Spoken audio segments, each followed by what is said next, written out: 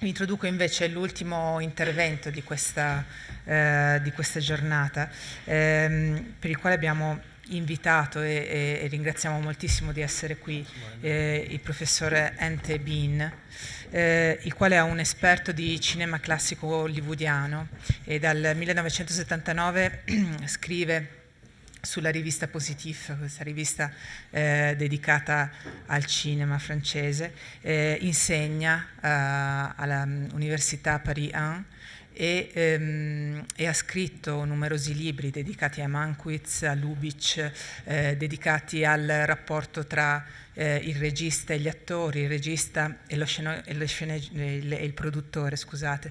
Ha scritto libri di scenografia e ha girato lui stesso in prima persona dei documentari sul cinema di Lubitsch, di Alain Resnais, di Tavernier, ha una produzione molto importante di letteratura cinematografica. Lo ringrazio di essere qui perché ci offre la possibilità di chiudere questa giornata concentrandoci sull'arte cinematografica e perché ha individuato una selezione di estratti di film che ci andrà a presentare, che ci permettono proprio di chiudere la giornata, forse nel punto più intimo dell'idea di solitudine, sia nel senso creativo ancora, sia nel senso esistenziale e sociologico. Quando dico nel punto più intimo mi riferisco a una grandiosa poesia che forse voi conoscete di Emily Dickinson, che forse non si può non citare quando si parla di solitudine.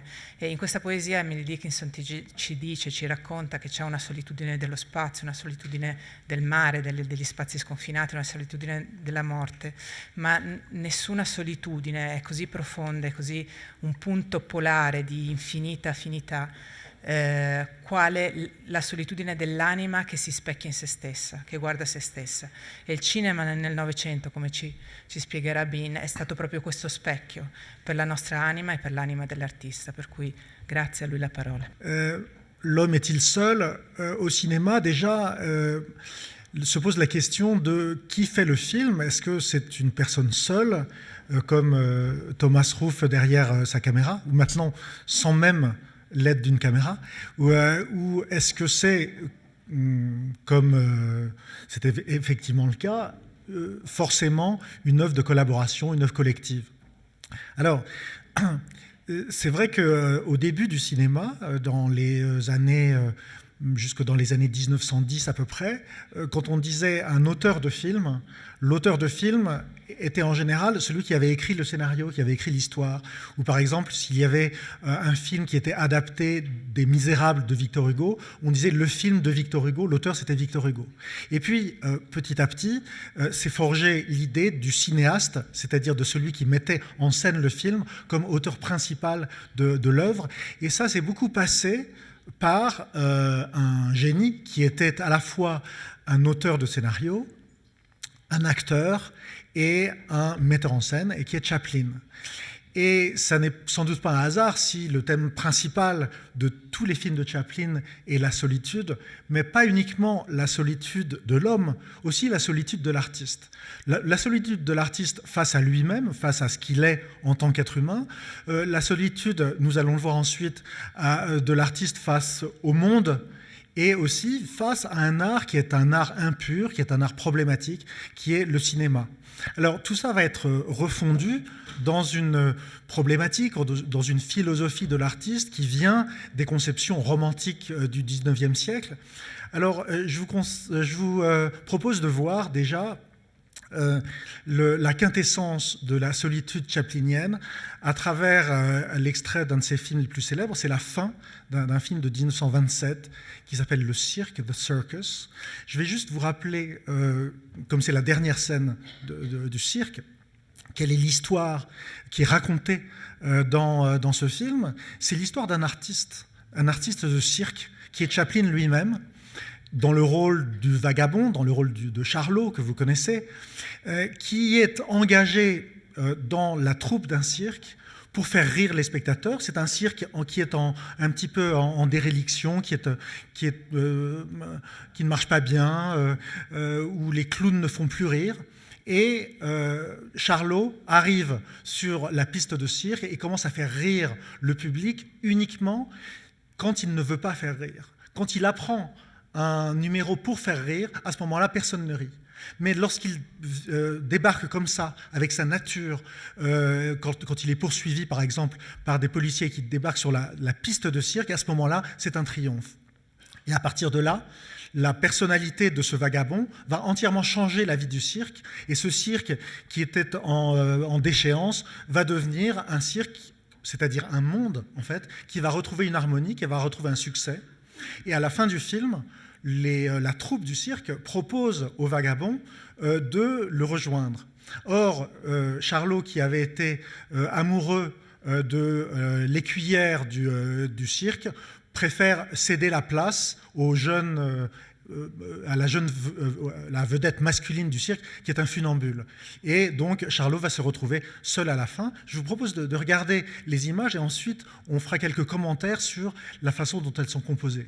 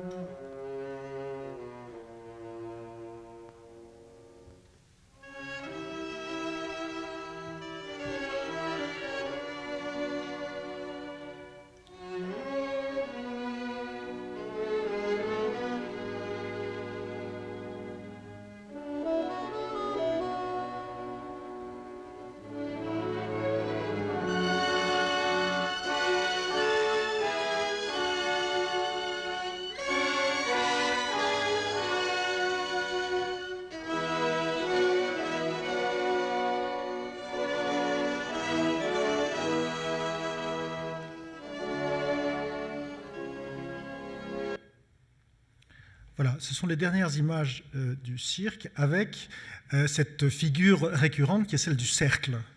Alors, c'est intéressant parce que le cercle, c'est à la fois le monde, la Terre, cette Terre que Chaplin choisit de nous représenter.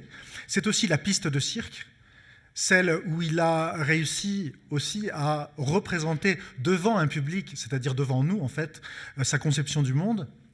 Et puis à la fin, ce sera l'iris qui va isoler la petite silhouette du vagabond seul.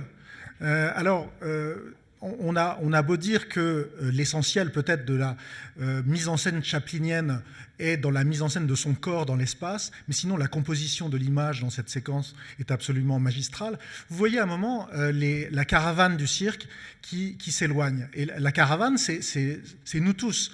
C'est les êtres humains qui ne sont pas Charlot, qui ne sont pas l'artiste. La vie continue, la vie a été rendue plus belle et harmonieuse grâce à lui, mais elle poursuit son chemin et elle laisse l'artiste derrière elle, qui a offert finalement son œuvre au monde. Alors à ce moment-là, on voit petit à petit les roulottes qui s'éloignent et qui laissent la place finalement à la nature, au monde naturel, avant l'apparition de l'homme, où vous avez la terre et le ciel. Vous avez la ligne d'horizon qui sépare le corps de Charlot. Vous avez aussi ce dernier vestige du spectacle qu'il froisse et puis auquel il donne un petit coup de pied avant lui de disparaître dans l'infinité. Et la dernière image est parfaitement classiquement symétrique. C'est celle du vagabond dont le corps est divisé exactement à moitié entre le ciel, entre l'immensité, entre l'éternité et entre la terre, entre les préoccupations terrestres. Dans le cinéma classique, qui jusqu'à la fin des années jusqu'au milieu des années 40, on va dire, est très inspiré par le modèle de Chaplin. On peut dire que la solitude du protagoniste se calque sur celle de l'artiste, qui est par essence détaché de la communauté humaine. Cette solitude est nécessaire à son art. Elle permet au cinéaste de transcender la réalité qu'il filme et d'atteindre à l'universel. Donc, on a une conception transcendantale, finalement, de l'artiste, qui va se poursuivre, mais qui va être aussi interrogée par les divers avatars, les diverses métamorphoses du cinéma lui-même et de l'histoire contemporaine. Alors, le deuxième extrait que je vais vous montrer, c'est un film qui date de 1945, c'est l'un des films les plus célèbres du cinéma français, c'est Les Enfants du Paradis, de Marcel Carné, qui était écrit par Jacques Prévert. C'est aussi la fin du film. Il faut savoir que Jean-Louis Barrault, qui joue dans ce film le rôle d'un très célèbre mime du 19e siècle, qui s'appelait De Bureau, ce mime est l'éternel insatisfait. Il est amoureux, comme tous les autres personnages masculins du film, d'un idéal féminin qui est représenté par Garance, joué par Arletty, et qui est la muse. C'est celle par qui l'artiste va pouvoir s'exprimer et par qui la création va pouvoir advenir. Et il semble qu'il soit nécessaire à l'artiste de ne jamais atteindre, de ne jamais vraiment toucher concrètement l'idéal de son art pour qu'il puisse continuer à chercher et à être créatif. Et ça n'est sans doute pas un hasard si le modèle que Jean-Louis Barrault, puisque c'est lui qui a eu l'idée de faire un film sur ce mime en 1943, en pleine occupation, on était dans la France occupée par les nazis, Jean-Louis Barrault décide de rendre hommage à Chaplin en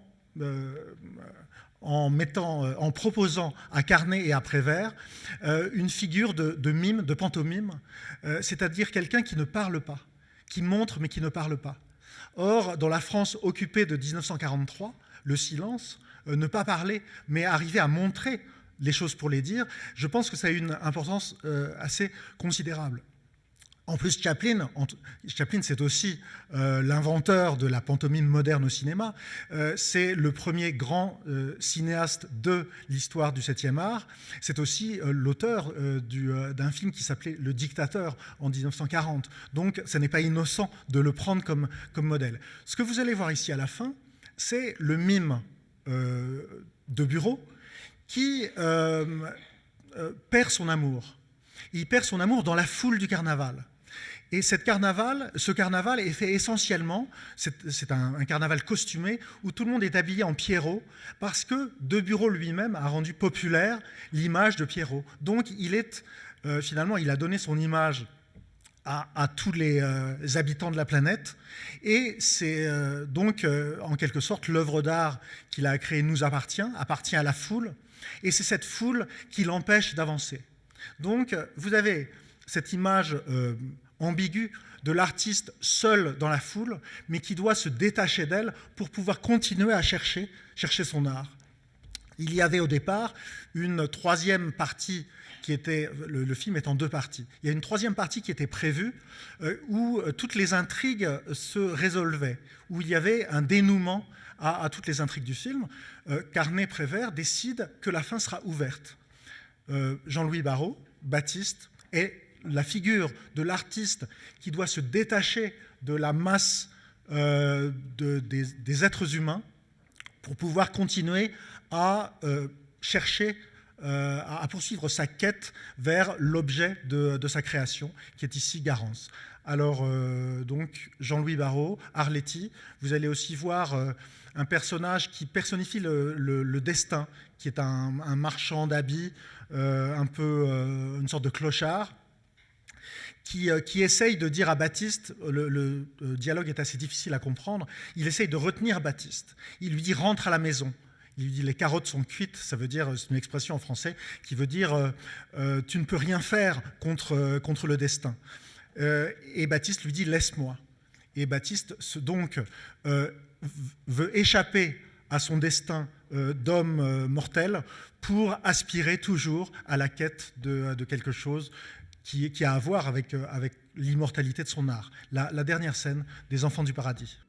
voyez, pour Marcel Carné, donc le monde est un théâtre, et ce théâtre a besoin du créateur pour prendre forme. Et cette fin ouverte n'est pas ouverte pour rien, puisque conçu en France occupée en 1943, le film sera le premier film de la France libérée en 1945. Mais c'est aussi sur le doute que s'achève ce film, un doute qui s'imprime aussi sur la fonction de l'artiste dans la société. La société qui, désormais, entend ne plus être créée de toutes pièces par l'artiste, mais qui elle-même aussi a son chaos à proposer au regard de l'artiste. Alors, je vais vous montrer maintenant la dernière scène d'un film japonais de Yasuhiro Ozu. On est en 1949. C'est donc l'après-guerre des vaincus pour le Japon. Et Ozu est un cinéaste qui a toujours traité de deux choses différentes mais qui sont la même, à savoir la communauté et la solitude. Le thème principal d'Ozu, c'est la famille japonaise, mais la famille japonaise comme une sorte de métaphore du Japon entier, du pays, de la société japonaise. Et face à ça, vous avez quoi? Vous avez une dislocation, une dissolution inéluctable de ce groupe d'individus pour arriver à la solitude absolue du sujet unique. Alors, de tous les extraits que je vous montre, c'est le seul où le héros, qui reste seul à la fin, n'est pas un artiste. Mais c'est quand même l'identification d'Ozu à son protagoniste qui fait le sens de ce film. Ce n'est pas un artiste, mais en quelque sorte, c'est tout de même un créateur. Il n'a créé qu'une seule chose dans sa vie, cet homme-là que vous allez voir. Il a créé sa fille. Et sa fille, il est obligé, puisque c'est l'usage dans la société japonaise, elle est en âge de se marier, et il est obligé de lui faire quitter le couple qu'il forme avec elle, pour qu'elle aille se marier, et donc qu'elle l'abandonne, qu'elle le laisse seul. Or, ce couple père-fille est tellement fusionnel qu'il est obligé de mentir à sa fille. C'est donc un acte délibéré. Il dit à sa fille, je suis veuf, je voudrais me remarier, donc si je me remarie, je préfère que tu ne restes pas avec moi. La fille obéit à son père, elle se marie, elle se croit rejetée par lui, elle croit qu'elle le gêne, et son père, à la fin, reste seul et soudain prend conscience que ce mensonge qu'il a fait pour le bien de sa fille et pour sans doute le bien de la communauté humaine, il l'a fait aussi à ses propres dépens, en tant qu'homme seul, en tant qu'homme qui reste désespéré. Alors, vous allez voir juste, après le mariage, tout le monde félicite le père d'avoir bien marié sa fille. Il va se retrouver dans sa maison seul, et vous allez voir comment il prend conscience, juste avec un mouvement de tête, et nous restons avec lui, il baisse la tête, et nous voyons que désormais, le personnage de cinéma, le personnage de cinéma solitaire, a forcément conscience de sa propre solitude. La fin de Printemps tardif, Late Spring, Banshun en japonais, 1949, de Ozu.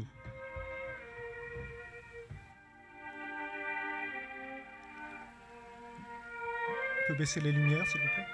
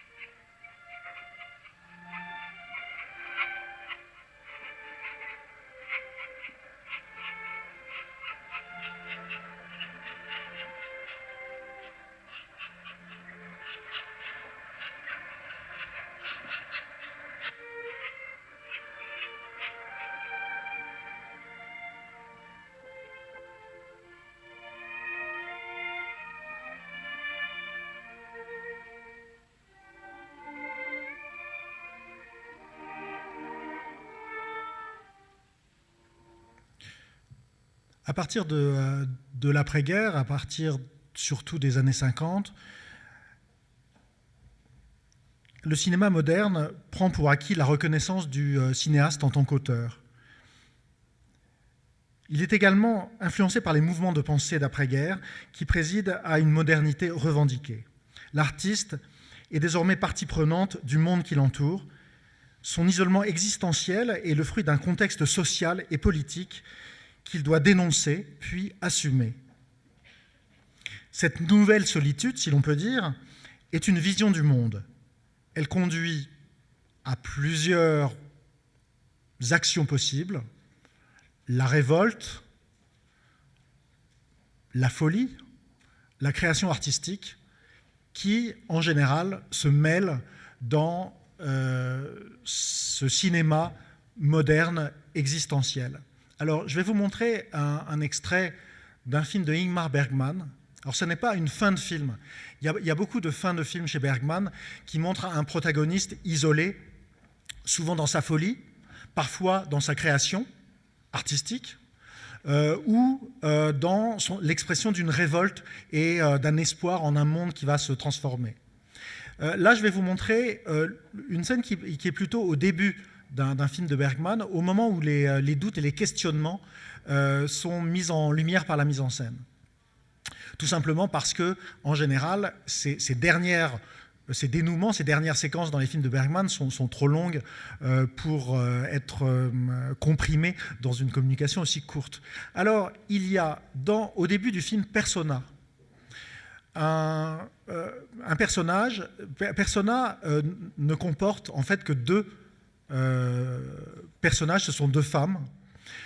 Une femme qui est une artiste, qui est jouée par Liv Ullmann, et qui est une actrice qui est soignée dans une institution psychiatrique parce que du jour au lendemain, elle a été frappée de mutisme, elle s'est arrêtée de parler, et elle a fait ça en scène. Elle était en pleine représentation, et elle s'est arrêtée de dire son texte, et depuis, elle n'a jamais repris la parole. Donc elle est soignée, et l'essentiel du film va être constitué par les rapports entre cet artiste qui a choisi de se taire et une infirmière qui est chargée de la soigner et de la ramener à la normalité, ou en tout cas à la parole. Ce que vous allez voir, c'est l'une des raisons pour lesquelles l'artiste a choisi de se taire. Elle est dans sa chambre d'hôpital, elle regarde la télévision, nous sommes en 1965, et en fait, nous comprenons par cette courte séquence, qu'elle a choisi de se taire parce qu'elle s'était rendue compte que si elle parlait, elle continuerait de mentir. Or, elle a choisi d'arrêter de mentir, et ce qui lui a fait prendre conscience de ces mensonges, c'est le monde réel. C'est le monde réel dans lequel l'artiste, s'il reste isolé en lui-même, ne peut pas s'engager. Or, cette impossibilité de s'engager, vous allez la voir dans l'inhibition et, je dirais, l'horreur intérieure que subit cette jeune actrice en regardant, vous allez voir quelles images terribles à la télévision, alors que nous sommes en pleine guerre du Vietnam. D'abord, un petit peu de la voix off de l'infirmière qui présente le personnage. L'actrice s'appelle Elisabeth Vogler.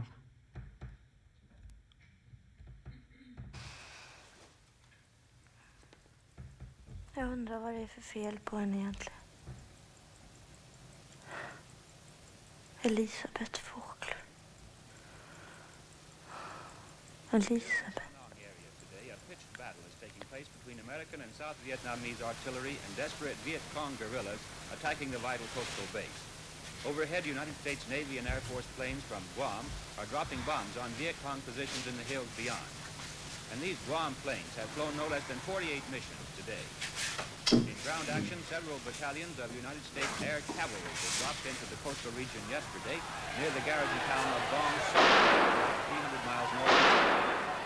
It was in this area that more than 2,000 Viet Cong guerrillas were reported killed in a major operation only 3 months ago. The fighting today is on the spot where the plane rises into the heights. Air cavalry troops have sent back reports of killing 141 Viet Cong in this morning's skirmish. Just now, 4 artillery battalions are being pushed into the action, the latest American forces fresh from Hawaii. These 4 battalions of artillery, say military spokesman, considerably increase the Army's ground firepower in classification here in the Da Nang area. The artillery is used for softening up operations, which is still held by the rebel Viet Cong troops, and after attempted bombardment and point bombing from American South Vietnamese bases, ground forces are moving in with their machine guns and flamethrowers to rout out the Viet Cong from their entrenched positions, often in underground canals.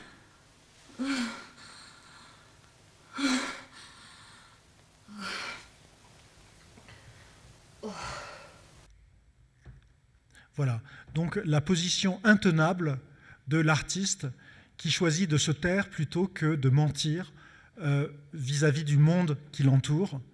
Et ce n'est sans doute pas un hasard si Bergman a choisi de montrer l'image de ce moine bouddhiste qui est passé à l'action, c'est-à-dire qui est passé d'un idéal de contemplation à l'action en s'immolant, en mettant le feu à lui-même pour exprimer ce qu'il a à dire sur l'injustice du monde. Dans les années 60, l'artiste seul doit s'engager pour continuer de faire vivre son art. C'est ce qui sera au cœur des contradictions de tous les personnages de Ingmar Bergman et d'une grande partie du cinéma moderne. Alors, on va terminer par peut-être un extrait plus rempli d'espoir, parce que peut-être qu'aujourd'hui, après plus d'un siècle de cinéma, d'interrogation sur la fonction de l'art et de l'art cinématographique, eh bien, les créateurs continuent de s'interroger, mais ils peuvent peut-être faire la synthèse des interrogations du cinéma classique et des inhibitions ou des traumatismes de la modernité. Alors, ce n'est pas un hasard si j'ai dit « elle », puisque c'est de tous les extraits que je vous montre, c'est le seul qui est réalisé par une femme. Il s'agit de Jane Campion, et c'est la fin du film The Piano, la leçon de piano. C'est un film extrêmement complexe, qui est à la fois un film d'époque et un film aussi sur notre époque, sur le rôle qu'ont pris les femmes dans l'expression cinématographique, puisque dans l'histoire du cinéma, il y a peu de femmes cinéastes. Il y en a beaucoup plus dans les 10 dernières années que dans les 100 années précédentes. Et le fait que ce soit une femme qui remette en question les doutes de ses prédécesseurs est sans doute très significatif. Alors, c'est la fin magnifique de la leçon de piano. C'est l'histoire d'une renaissance à la fois humaine et d'une renaissance artistique, puisque le personnage principal, qui, comme l'artiste de Persona, a choisi de se taire, mais comme avant elle, le mime Baptiste avait choisi de s'exprimer sans parole, et comme avant eux, Charlie Chaplin avait décidé de s'exprimer universellement sans l'aide non plus de la parole, eh bien, ce personnage-là a une voix intérieure qui s'adresse au spectateur. Et elle va faire, en fait, le sacrifice de son art, c'est-à-dire de son piano chéri adoré, pour pouvoir renaître à la vie. Donc, elle va quitter cette Nouvelle-Zélande, où elle a vécu à la fois le pire et le meilleur, et elle va refuser que son piano la suive. Donc, jeter le piano par-dessus bord, c'est l'une des dernières scènes de la leçon de piano, The Piano, de Jane Campion, 1993.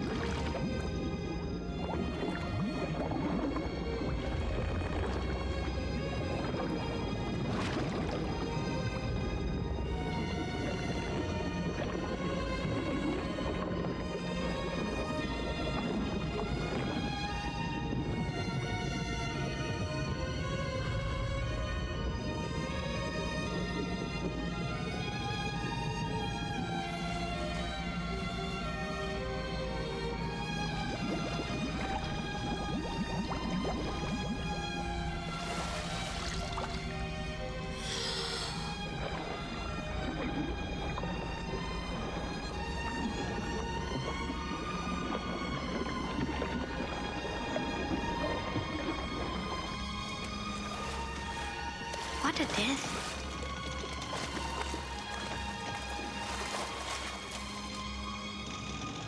What a chance.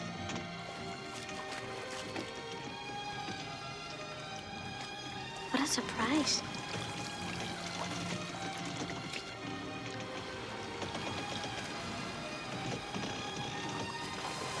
My will has chosen life.